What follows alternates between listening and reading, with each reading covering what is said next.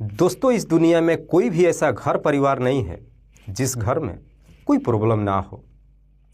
और इस दुनिया की कोई भी ऐसी प्रॉब्लम भी नहीं है जिसका कोई सॉल्यूशन ना हो। लेकिन लोग अपने परेशानियों से निजात पाने के लिए जल्दबाजी में गलत फैसला कर लेते हैं और उनकी मात्र एक छोटी सी गलती की वजह से न जाने कितने लोगों की जिंदगियां तबाह हो जाती है। दरअसल आज की भी कहानी में सेम कुछ ऐसी होता है, जिसकी वजह से ना सिर्फ एक व्यक्ति जो हमेशा के लिए इस दुनिया को छोड़ के चला जाता है, बल्कि उसके बाद कई लोग सलाखों के पीछे भी पहुंच जाते हैं। वाकई में दोस्तों, आज की जो कहानी है ये आपको भी सोचने और समझने पे मजबूर कर देने वाली घटना है उत्तर प्रदेश की।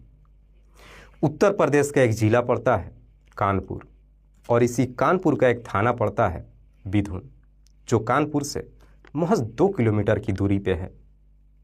बिधुन थाने के अंतर्गत एक गांव आता है खेरसा और इसी खेरसा गांव का रहने वाला है दिनेश अवस्थी, जो अपने छोटे भाई मनोज अवस्थी के साथ रहता है। दरअसल दिनेश जो ट्रक चलाने का काम करता है, तो वहीं उसका छोटा भाई मनोज जो अपने ही इलाके के ईंट भट्टों पे मेहनत मजदूरी का काम करता है। दिनेश के पिता का नाम है राजकुमार अवस्थी।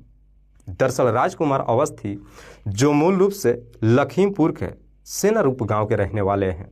राजकिशोर के परिवार में उसकी पत्नी सावित्री के अलावा 3 बेटे हैं, जिसमें बड़े बेटे का नाम है दिनेश, दूसरा बेटा मनोज और सबसे छोटा बेटा मायानंद। दरअसल राजकुमार का जो ससुराल इसी खेरसा गांव में पड़ता है, जहां पे उसे कुछ तड़के पे जमीन मिलता है। इसी जमीन पे राजकुमार का बड़ा बेटा दिनेश और छोटा बेटा मनोज एक साथ रहते हैं और दिनेश के माता पिता और छोटा भाई मायानंद जो अपने पैतृक गांव में रहते हैं। दरअसल दिनेश, जिसकी उम्र लगभग 40 साल के आसपास हो चुकी है, पर बावजूद इसके दिनेश की अभी तक शादी नहीं हो पाई है। दरअसल एक दिन दिनेश जो सीतापुर के लहरापुर गांव अपने रिश्तेदार के यहाँ जाता है, तो वहीं पे दिनेश की पहली बार मुलाकात एक लड़की से होती है, जिसका नाम है पूनम। पूनम जिसकी उम्र है लगभग 30 साल, जो देखने में खूबसूरत भी है, लेकिन एक नंबर की बिगड़ैल लड़की है, क्योंकि पूनम के अपने ही गांव के कई सारे लड़कों के साथ में प्रेम प्रसंग चल रहा था, जिसकी वजह से पूनम की भी शादी नहीं हो रही थी। पूनम के पिता रघुवीर भी अपनी बेटी की शादी कराने के लिए कई जगहों पे बातचीत कर चुके थे, पर कहीं पर भी रिश्ता तय नहीं हुआ था। दिनेश जब पहली बार पूनम को देखता है, तो पहली बार में उसे पसंद ही नहीं करता है, बल्कि उसके बाद से दिनेश और पूनम के बीच में प्रेम प्रसंग शुरू हो जाता है और आखिरकार साल 2023 के जनवरी महीने में दोनों मंदिर में जाकर के प्रेम विवाह कर लेते हैं। दोनों जब शादी करते हैं, इस बात की जानकारी दोनों के परिवार वालों को भी मालूम नहीं चलता है, पर कुछ दिनों के बाद जब दोनों के परिवार वालों को मालूम चलता है, तो कोई विरोध भी नहीं करता है। दिनेश जब पूनम से शादी कर लेता है, उसके बाद से खेरसा गांव अपने घर पे आ जाता है और फिर अपनी पत्नी और छोटे भाई मनोज के साथ रहने लगता है। समय बेहतर तरीके से गुजरता है। बात कर रहा हूं मैं 23 अप्रैल 2024 की सुबह सुबह। दरअसल दिनेश जो अचानक कहीं गायब हो जाता है। जब पूनम अपने पति के नंबर पर फ़ोन करती है, तो दिनेश का नंबर भी स्विच ऑफ बताने लगता है। देर शाम तक भी दिनेश जब अपने घर पे वापस नहीं आता है, उसके बाद से दिनेश का छोटा भाई मनोज और उसकी भाभी पूनम दिनेश को ढूंढने के लिए अपने घर से बाहर निकल जाते हैं। हर जगहों पे जाकर के तलाश करते हैं, पर बावजूद इसके दिनेश का कहीं कुछ पता नहीं चलता है और आखिरकार सुबह भी हो जाती है। दरअसल अगले दिन भी दोनों अपनी पूरी कोशिश करते हैं। जब दिनेश का कहीं कुछ पता नहीं चलता है, उसके बाद से मनोज अपनी भाभी को लेकर के अपने माता पिता के पास चला जाता है। पर जैसे ही एक दिन का और समय गुजरता है, आखिरकार अगले दिन 26 अप्रैल 2024 को सुबह सुबह इसी खेरसा गांव के बाहर तालाब में एक व्यक्ति का डेड बॉडी लोगों को दिखाई देता है। लोग जब इस बात की जानकारी बिधुन थाने में देते हैं, पुलिस फौरन अपने टीम के साथ जब घटनास्थल पर पहुंचती है और जब उस डेड बॉडी को पानी से बाहर निकालती है, तो मालूम चलता है कि मरने वाला कोई और नहीं बल्कि दिनेश ही था। पुलिस जब उसकी डेड बॉडी को चेक करती है, तो मालूम चलता है कि दिनेश के शरीर पे किसी तेज धार हथियार से कई बार वार किया गया था। दरअसल उसके हाथ पैर भी बंधा हुआ था। गांव के लोग जब उस डेड बॉडी के देखकर पहचान कर लेते हैं, कुछ लोग तुरंत उसी वक्त ही मनोज के घर पे जाते हैं तो देखते हैं कि घर पे ताला लगा हुआ है। पड़ोसियों से जब पूछताछ करते हैं तो मालूम चलता है कि एक दिन पहले ही मनोज अपनी भाभी को लेकर के अपने माता पिता के पास जा चुका है।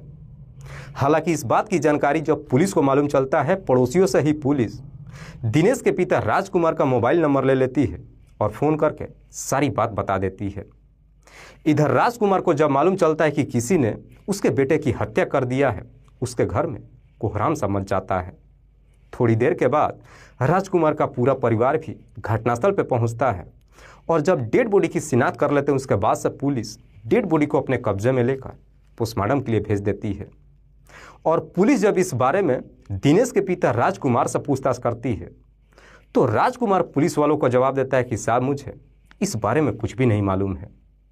पुलिस जब राजकुमार के दूसरे बेटे मनोज और उसकी बहू पूनम के बारे में पूछताछ करती है तो राजकुमार पुलिस वालों को जवाब देता है कि साहब, वो दोनों तो मेरे घर पे भी नहीं आए हैं। इसीलिए पुलिस अब दोनों के नंबर पे फ़ोन करती है। पर पुलिस मनोज के साथ साथ पूनम के नंबर पे भी जब फ़ोन करती है तो अब दोनों का नंबर स्विच ऑफ बताने लगता है, जिसकी वजह से अब पुलिस को यह शक हो जाता है कि कहीं दिनेश की हत्या में ये दोनों भी तो नहीं शामिल है। इसीलिए पुलिस अब इन दोनों को ढूंढना शुरू कर देती है। पुलिस अपनी तमाम कोशिश कर लेती है। धीरे धीरे समय गुजरता है और लगभग 5 महीनों का समय गुजर जाता है।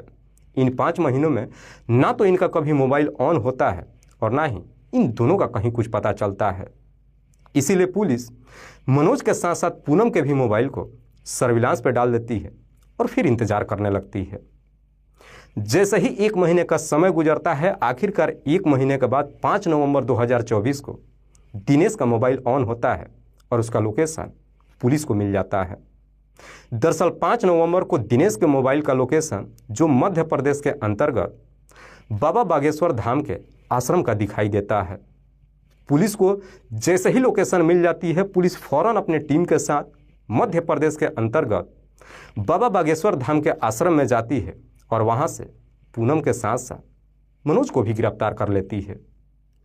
पुलिस जब इन दोनों को गिरफ्तार करके थाने में लेकर आती है और जब इन दोनों से दिनेश की हत्या के बारे में पूछताछ करती है तो पहले तो दोनों इधर उधर की बात करते हैं, लेकिन पुलिस जैसे ही अपना शक्ति दिखाना शुरू करती है, आखिरकार पूनम अपनी सच्चाई कबूल कर लेती है और पुलिस वालों से पूरी कहानी बता देती है। दरअसल इस कहानी की शुरुआत होती है घटना से ठीक लगभग 8 महीने पहले, जब पूनम दिनेश से शादी करके उसके घर पे जाती है। चूंकि दिनेश और पूनम में उम्र का लगभग 10 सालों का फासला होता है, पर बावजूद इसके दिनेश पूनम से काफ़ी प्यार करता है। शादी जब करके दोनों अपने घर पे पहुंचते हैं, शुरू में समय तो बेहतर तरीके से गुजरता है, पर जैसे ही लगभग 4 महीनों का समय गुजरता है तब जाकर के पूनम को लगता है कि उसने दिनेश से शादी करके बहुत बड़ी गलती कर दी है। दरअसल जब 4 महीनों का समय गुजर जाता है, उसके बाद से दिनेश भी अपने कामों में व्यस्त हो जाता है और फिर अपनी पत्नी के ऊपर ज़्यादा ध्यान नहीं दे पाता है, जिसकी वजह से पूनम की अपनी ख्वाहिशें पूरी नहीं हो पाती है।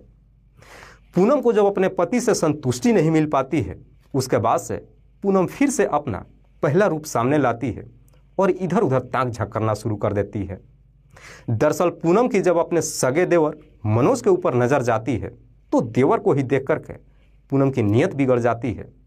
दोनों के बीच में देवर भाभी का रिश्ता जो कि पहले ही से था, इसी रिश्ते का फ़ायदा उठा करके अब पूनम मनोज से हंसी मजाक करने लगती है और हंसी मजाक में ही कुछ ऐसी बातें कहती है जिसे सुनने के बाद मनोज को भी समझने में देर नहीं लगता है कि पूनम उसे चाहती क्या है। चूँकि मनोज भी जो कि उसी के हम उम्र का था, शादीशुदा नहीं था, इसलिए मनोज भी अपने आप को नहीं रोक पाता है और आखिरकार कुछ ही दिनों के बाद एक दिन घर के अंदर ही मनोज और पूनम के बीच में अवैध संबंध बन जाता है। और एक बार जब यह सिलसिला शुरू होता है, उसके बाद से कभी रुकने का नाम ही नहीं लेता है। पर जैसे ही कुछ दिन का समय गुजरता है, कहीं ना कहीं इस बात की जानकारी पड़ोसियों को मालूम चल जाता है और आखिरकार एक दिन उड़ती हुई ये खबर दिनेश के कानों तक पहुंच जाती है। दिनेश को जब पड़ोसियों के माध्यम से इस तरह की बातें मालूम चलता है, दिनेश जब शाम के वक्त अपने घर पे पहुंचता है तो अपनी पत्नी पूनम से पूछताछ करता है। लेकिन जैसे ही अपने भाई को लेकर के पत्नी से पूछताछ करता है तो पूनम उल्टा ही अपने पति के ऊपर भारी पड़ जाती है। दरअसल पूनम अपने पति को ही फटकार लगाते हुए कहती है कि क्या तुम्हें मुझ पर भरोसा नहीं है। उस वक्त दिनेश अपनी पत्नी की बात मान तो लेता है, लेकिन वाकई में दिनेश को अपनी पत्नी के ऊपर भरोसा नहीं होता है। इसीलिए दिनेश अब पूनम के ऊपर नज़र रखना शुरू कर देता है। और जैसे ही कुछ दिन का समय गुजरता है, आखिरकार एक दिन घर के अंदर ही दिनेश अपनी पत्नी और छोटे भाई मनोज को आपत्तिजनक स्थिति में देख लेता है। दिनेश जैसे इस तरह की नज़ारा देखता है, अपने भाई को घर से तो निकाल ही देता है, पत्नी की बुरी तरीके से पिटाई करता है। जब पूनम की पिटाई करना शुरू करता है, उसके बाद से पूनम भी तुरंत ही अपना हाथ जोड़ करके पति के सामने खड़ी हो जाती है और अपनी गलतियों की माफ़ी मांग लेती है।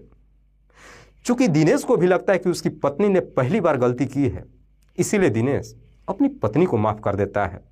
लेकिन उसका छोटा भाई मनोज जो अपने माता पिता के पास चला जाता है, उसके बाद से फिर से पहले के जैसे समय गुजरने तो लगता है, पर जैसे ही कुछ महीनों का समय गुजरता है, जब पूनम को पूरा यकीन हो जाता है कि अब उसका पति उसके ऊपर शक नहीं कर रहा है, एक दिन पूनम फिर से अपने देवर मनोज के नंबर पर फ़ोन करती है और उसे समझाते हुए कहती है कि तुम मेरे पास आ जाओ और आकर के अपनी भैया से अपनी गलतियों की माफ़ी मांग लो। जब मनोज को समझाती है, मनोज भी पूनम की बात मान लेता है। आखिरकार एक महीने के बाद जब अपने भाई के पास जाता है तो जाते ही सबसे पहले उसका पैर पकड़ लेता है और रोते हुए अपनी गलतियों की माफ़ी मांग लेता है। इसीलिए दिनेश अपने भाई को भी माफ़ कर देता है। उसके बाद से मनोज फिर से अपने भाई भाभी के साथ रह करके बगल के ईंट भट्टों में काम करने लगता है। पर जैसे ही कुछ दिन का और समय गुजरता है, उसके बाद से पूनम और मनोज फिर से पहले वाले दिन वापस ला देते हैं। दरअसल दिनेश जब अपने काम पे चला जाता है, उसके बाद से घर के अंदर दोनों ही मज़े से अपना समय काटने लगते हैं और आखिरकार पूनम और मनोज दोनों एक दूसरे के इतने करीब आ जाते हैं कि दोनों शादी तक करने का भी फैसला कर लेते हैं। लेकिन दिनेश के रहते हुए ये संभव नहीं था, इसीलिए दोनों एक सही मौके का इंतजार करने लगते हैं। 23 अप्रैल 2024 को शाम के वक्त जब दिनेश अपने घर पे पहुंचता है, वो काफ़ी नशे की हालत में पहुंचता है। खाना खाने के बाद तुरंत ही गहरी नींद में सो जाता है। इधर पूनम जब देखती है कि उसका पति गहरी नींद में सो चुका है, चुपके से वहाँ से उठती है और आधी रात को मनोज के कमरे में चली जाती है। पर जैसे ही 2 घंटे का समय गुजरता है, रात्रि के करीब 2 बजे के आसपास दिनेश की आँख खुल जाती है और जब अपने बेड पे पूनम को नहीं देखता है, दिनेश को भी पूरा यकीन हो जाता है कि पूनम उसके भाई के कमरे में गई होगी। इसीलिए दिनेश मनोज के कमरे के गेट पे जाकर के खड़े होकर के इंतजार करने लगता है। करीब 1 घंटा के बाद रात्रि के करीब 3 बजे के आसपास पूनम जब गेट का दरवाज़ा खोलती है और जब अपने सामने पति दिनेश को देखती है तो देखने के बाद एकदम से घबरा जाती है। लेकिन दिनेश जब दूसरी बार अपनी पत्नी और भाई को एक साथ देखता है, उसका गुस्सा 7वें आसमान पे चढ़ जाता है। इसीलिए गुस्से के मारे दिनेश अपनी पत्नी के ऊपर हाथ उठाता है। पर जैसे ही हाथ उठाता है, उसका छोटा भाई मनोज उसका हाथ पकड़ लेता है और इधर पूनम मनोज से कहती है कि तुम देख क्या रहे हो, दरअसल ये तमाशा आज ही खत्म कर देते हैं, न रहेगा बांस और न बाजेगी बांसुरी। दरअसल उसी वक्त ही पूनम भाग करके किचन में जाती है और किचन से एक तेजधार हथियार को लेकर के आती है और उसी हथियार से दोनों मिल करके दिनेश के ऊपर एक पर एक कई सारे वार करते हैं, जिसकी वजह से दिनेश की घटनास्थल पे ही मौत हो जाती है। दिनेश की जब मौत हो जाती है, उसके बाद से दोनों मिल करके दिनेश के हाथ पैर बांध देते हैं और उसकी डेड बॉडी को एक बोरी में पैक कर देते हैं।